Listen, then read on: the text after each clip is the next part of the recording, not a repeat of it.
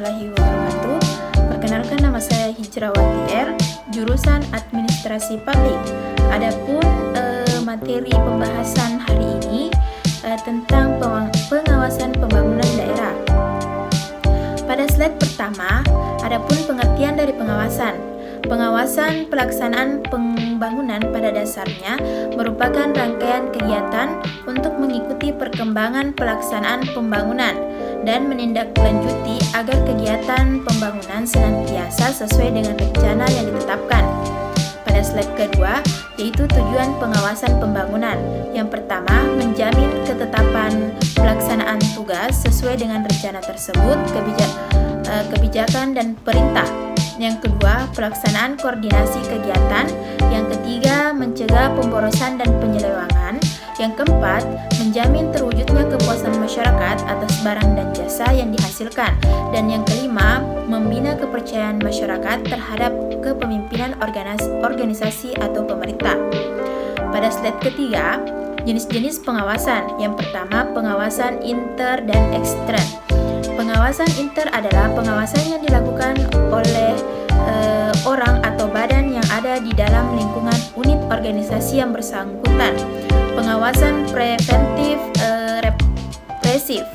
Pengawasan preventif lebih dimaksudkan sebagai pengawasan yang dilakukan terhadap suatu kegiatan sebelum kegiatan itu dilaksanakan sehingga dapat mencegah terjadinya penyimpangan. Pengawasan aktif dan pasif. Pengawasan dekatif atau aktif dilakukan sebagai bentuk pengawasan yang dilaksanakan di tempat kegiatan yang bersangkutan. Pada slide keempat, prinsip-prinsip pengawasan pembangunan. Bundle of right, hak atas lahan. Kewenangan untuk mengatur hak atas lahan, hubungan hukum antara orang atau badan dengan lahan dan perbuatan hukum mengenai lahan. Police power atau pengaturan.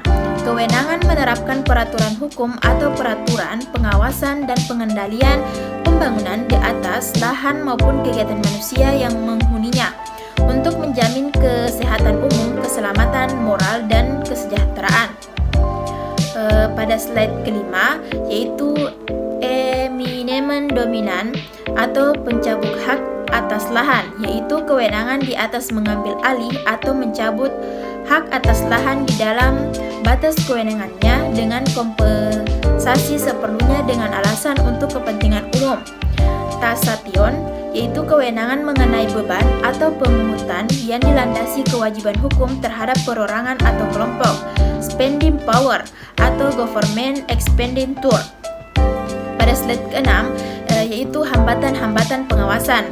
Yang pertama, kurang informasi mengenai data produktivitas, terutama melakukan perbaikan dan acap kali terdapat kekurangan kemampuan untuk merincikan hasil yang dicapai oleh manajemen. Yang kedua, bidang tanggung jawab kurang cukup jelas dirumuskan sehingga tidak jelas pula bentuk dan lingkungan perlimpahan tugas itu. Yang ketiga, penyimpanan petunjuk kerja secara jelas sering tidak terjadi dan hal ini memperlihatkan adanya komunikasi yang tidak wajar. Dan yang keempat, meningkatkan lingkup dan kegiatan usaha masing-masing.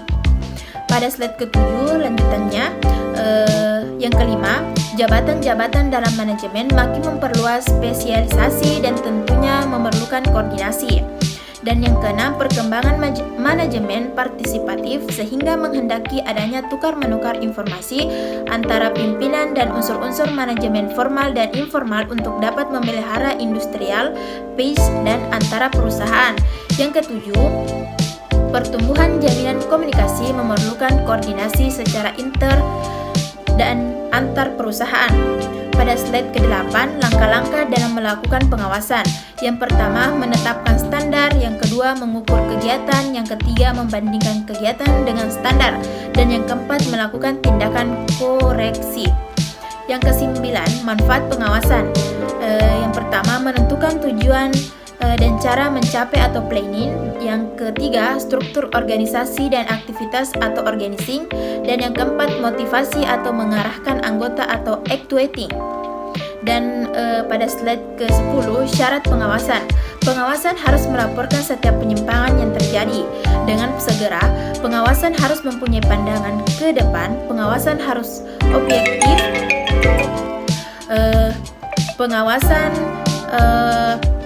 Harus objektif, teliti, dan sesuai dengan standar yang digunakan. Pengawasan harus luwes atau fleksibel. Itulah tadi hasil presentasi saya. Lebih dan kurangnya mohon dimaafkan. Wabillahi taufiq wal hidayah. Wassalamualaikum warahmatullahi wabarakatuh.